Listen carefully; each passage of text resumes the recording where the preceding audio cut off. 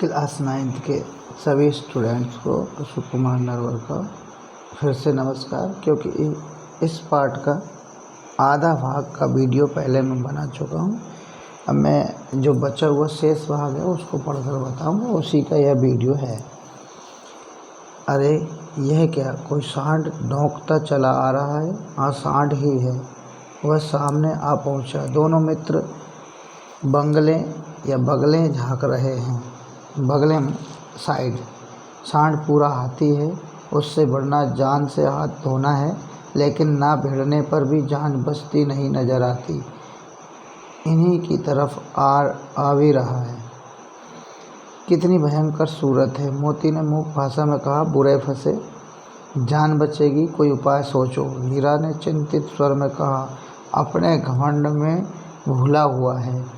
आरजू विनती न सुनेगा, भाग क्यों न चले, ये उसने कहा। भागना कायरता है तो फिर यहीं मरो। बंदा तो 9-2-11 होता है, और जो दौड़ाए। तो फिर कोई उपाय सोचो जल्द। उपाय यही है कि उस पर दोनों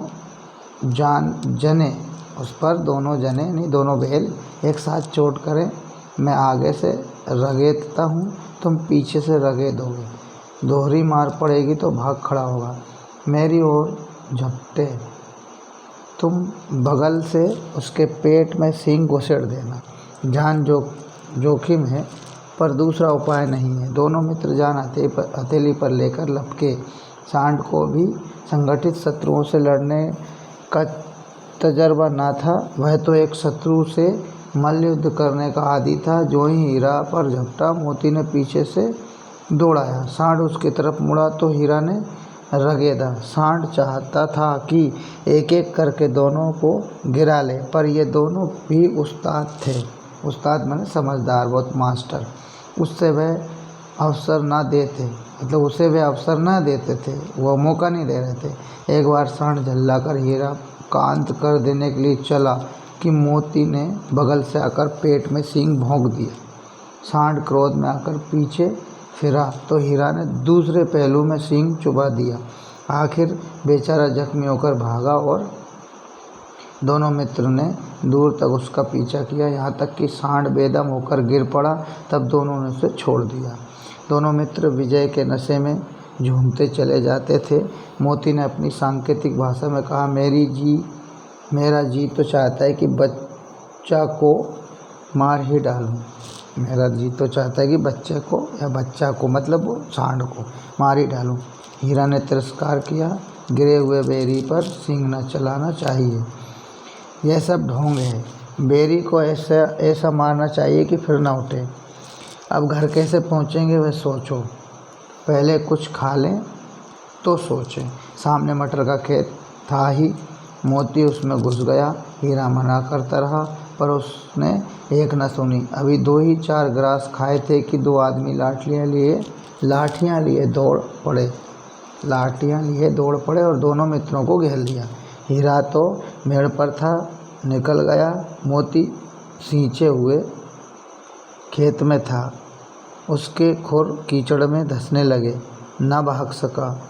पकड़ लिया। हीरा ने देखा संगी संकट में है तो लौट पड़ा। फंसेंगे तो दोनों फंसेंगे। रखवालों ने उसे भी पकड़ लिया। प्रातःकाल दोनों मित्र कांजी होश में बंद कर दिए गए। दोनों मित्रों को जीवन में पहली बार ऐसा साविका पड़ा कि सारा दिन बीत गया और खाने को एक तिनका भी न मिला। समझ ही में ना आता था कि यह कैसा स्वामी है। इससे तो गया फिर भी अच्छा था। यहाँ कई भैंसें थीं, कई बकरियाँ, कई घोड़े, कई गधे, पर किसी के सामने चारा न था। सब जमीन पर मुर्दों की तरह पड़े थे। कई तो इतने कमज़ोर हो गए थे कि खड़े भी न हो सकते थे। सारा दिन दोनों मित्र फाटक की ओर टकटकी लगाए ताकते रहे, पर कोई चारा लेकर आता ना दिखाई दिया। तब दोनों ने दीवारों की नमकीन मिट्टी चाटनी शुरू की, पर इससे क्या तृप्ति होती। रात को भी जब कुछ भोजन ना मिला तो हीरा के दिल में विद्रोह की ज्वाला दहक उठी। मोती से बोला, अब तो नहीं रहा जाता मोती, मोती ने सिर लटकाए हुए जवाब दिया, मुझे तो मालूम होता है प्राण निकल रहे हैं, इतनी जल्दी हिम्मत ना हारो भाई। यहाँ से भागने का कोई उपाय निकालना चाहिए, यहाँ से भागने का कोई उपाय निकालना चाहिए। आओ दीवार तोड़ डालें, मुझसे तो अब कुछ नहीं होगा, बस इसी बूते पर अकड़ते थे, सारी अकड़ निकल गई, ये उसने कहा। बाड़े की दीवार कच्ची थी, हीरा मजबूत तो था ही, उसके नुकीले सींग दीवार में गड़ा दिए, अपने नुकीले सींग दीवार में गड़ा दिए और सारा और जोर मारा तो मिट्टी का एक चिप्पड़ निकल आया। मतलब हीरा मजबूत था, उसने अपने नुकीले सींग दीवार में गड़ा दिए और सारा जोर मारा, है ना, तो मिट्टी का एक चिप्पड़ निकल आया। फिर तो उसका क्या साहस बढ़ा, इसने दौड़ दौड़ कर दीवार में चोटें की और हर चोट में थोड़ी थोड़ी मिट्टी गिरने लगी। उसी समय कांजी हौस का चौकीदार लालटेन लेकर जानवरों की हाजिरी लेने आ निकला। मतलब उसी समय कांजी हौस का जो चौकीदार था वो लालटेन लेकर जानवरों की हाजिरी लेने आ निकला। हीरा का उज्जटपन देखकर उसने उसे कई डंडे रसीद किए, मैंने डंडे मार दिए और मोटी सी रस्सी से बांध दिया। मोती ने पड़े पड़े कहा, आखिर मार खाई क्या मिला, अपने बूते भर जोर तो मार दिया, ऐसा जोर मारना कि काम का की और बंधन में पड़ गए। ऐसा जोर मारना किस काम का कि और बंधन में पड़ गए, मतलब ऐसा जोर मारना किस काम का कि बांधे दिए गए। कौन? हीरा। जोर तो मारता ही जाऊंगा, चाहे कितनी ही बंधन पड़ते जाएं, जान से हाथ धोना पड़ेगा, कुछ परवाह नहीं, यूँ भी तो मरना ही है। सोचो दीवार खुद जाती तो कितनी जानें बच जाती। इतने भाई यहाँ बंद हैं, किसी की देह में जान नहीं है, 2-4 दिन और यही हाल रहा तो सब मर जाएंगे। मतलब 2-4 दिन यही हाल रहा तो सब मर जाएंगे। हाँ, यह बात तो है। अच्छा तो ला फिर मैं भी जोर लगाता हूँ। मोती ने भी दीवार में उसी जगह सींग मारा, थोड़ी सी मिट्टी गिरी और फिर हिम्मत बढ़ी। फिर तो वह दीवार में सींग लगाकर इस तरह से जोर करने लगा कि मानो किसी प्रतिद्वंदी से लड़ रहा हो। आखिर कोई 2 घंटे की जोर आजमाइश के बाद दीवार ऊपर से लगभग 1 हाथ गिर गई।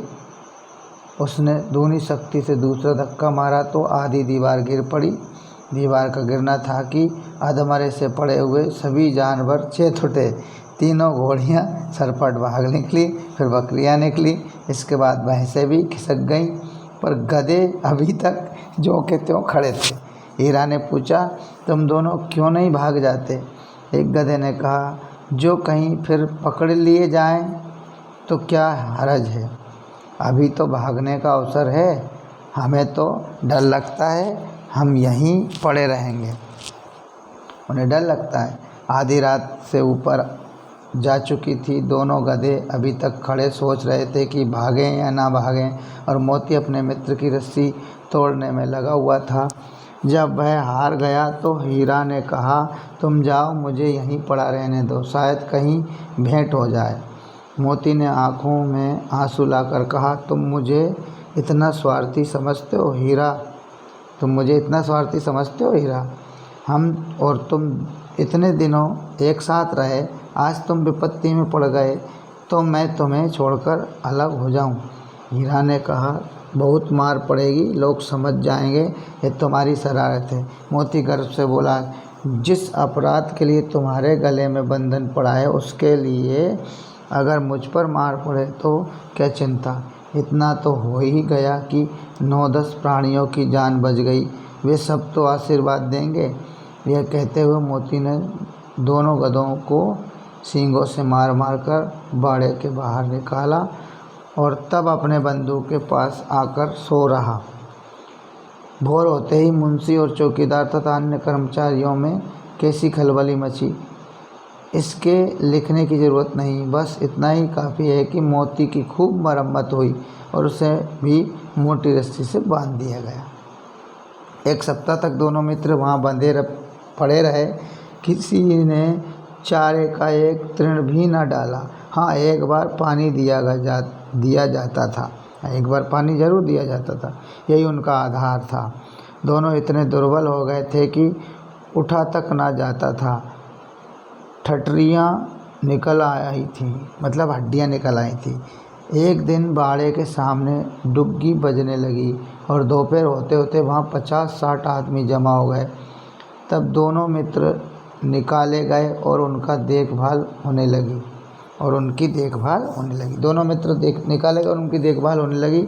लोग आकर उनकी सूरत देखते और मन फीका करके चले जाते।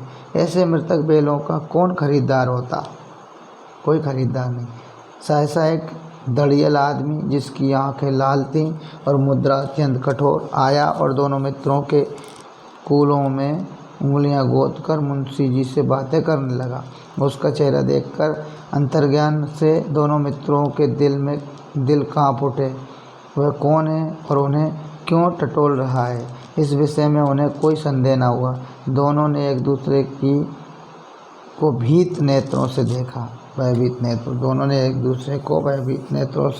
नेत्रों से देखा और सिर झुका लिया। हीरा ने कहा, गया के घर से नाहक भागे, अब जान ना बचेगी। मोती ने अश्रद्धा के भाव से उत्तर दिया, कहते हैं भगवान सबके ऊपर दया करते हैं, उन्हें हमारे ऊपर क्यों दया नहीं आती। भगवान के लिए हमारा मरना और जीना दोनों बराबर है। चलो अच्छा ही है, कुछ दिन उसके पास तो रहेंगे। एक बार भगवान ने उस लड़की के रूप में हमें बचाया था, अब ना बचाएंगे क्या? अब ना बचाएंगे? बिल्कुल बचाएंगे। यह आदमी छुरी चलाएगा, देख लेना। तो क्या चिंता है? मांस, खाल, सींग, हड्डी सब किसी न किसी काम आ जाएंगे। नीलाम हो जाने के बाद दोनों मित्र उस दड़ियल के साथ चले।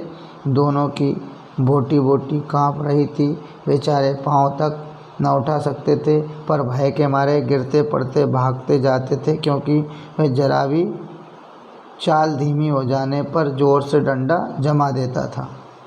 राह में गाय बैलों का एक रेवड़ हरे हरे हार में चरता नजर आया। सभी जानवर प्रसन्न थे, चिकने चप्पल, कोई उछलता, कोई आनंद में बैठा पागुर करता था, मतलब वो चबाता था। कितना सुखी जीवन था इनका, पर कितने स्वार्थी हैं सब। किसी को चिंता नहीं कि उनके दो भाई बदिक के हाथ पकड़े कैसे दुखी हैं। सहसा दोनों को ऐसा मालूम हुआ कि यह परिचित रहा है। हाँ, इसी रास्ते से गया उन्हें ले गया था। वही खेत, वही बाग, वही गांव मिलने लगे। प्रतिक्षण उनकी चाल तेज होने लगी। सारी थकान, सारी दुर्बलता गायब हो गई। आह, यह लो, अपना ही हार आ गया है। इसी कुएं पर हम पुर चलाने आया करते थे, यही कुआं है। तो कुआं भी पहचान लिया। मोती ने कहा, हमारा घर नगीच आ गया, माने नगीच मतलब नज़दीक आ गया। हीरा बोला, भगवान की दया है, मैं तो अब घर भागता हूँ। यह जाने देगा? इसे मैं मार ही गिराता हूँ। नहीं, दौड़कर थान पर चलो, वहाँ से हम आगे ना जाएंगे। दोनों उन्मत्त होकर बछड़ों की भांति उछलते या कुलाचे करते हुए घर की ओर दौड़े। वह हमारा थान है। दोनों दौड़कर अपने थान पर आए और खड़े हो गए। दड़ियल भी पीछे पीछे दौड़ा चला आता था। झूरी द्वार पर बैठा धूप खा रहा था। बैलों को देखते ही दौड़ा और उन्हें बारी बारी से गले लगाने लगा। मित्रों की आंखों से आनंद के आंसू बहने लगे। एक झूरी का हाथ चाट रहा था। दड़ियल ने जाकर बैलों की रस्सियां पकड़ ली। झूरी ने कहा, मेरे बैल हैं। तुम्हारे बैल कैसे? मैं मवेशी खाने से नीलाम लिए आता हूँ, या नीलामी करके लाया हूँ। मैं तो समझा हूँ चुराए लिए आते हो। चुपके से चले जाओ, मेरे बैल हैं। मैं बेचूंगा तो बिकेंगे। किसी को मेरे बैल नीलाम करने का क्या अख्तियार है, क्या हक है? जाकर थाने में रिपोर्ट कर दूंगा। मेरे बैल हैं, इसका सबूत यह है कि मेरे द्वार पर खड़े हैं। दड़ियल जल्लाकर बैलों को जबरदस्ती पकड़ ले जाने के लिए बढ़ा। उसी वक्त मोती ने सींग चलाया। दड़ियल पीछे हट गया। मोती ने पीछा किया। दड़ियल भागा। मोती पीछे दौड़ा। गांव के बाहर निकल जाने पर वह रुका, पर खड़ा दड़ियल का रास्ता देख रहा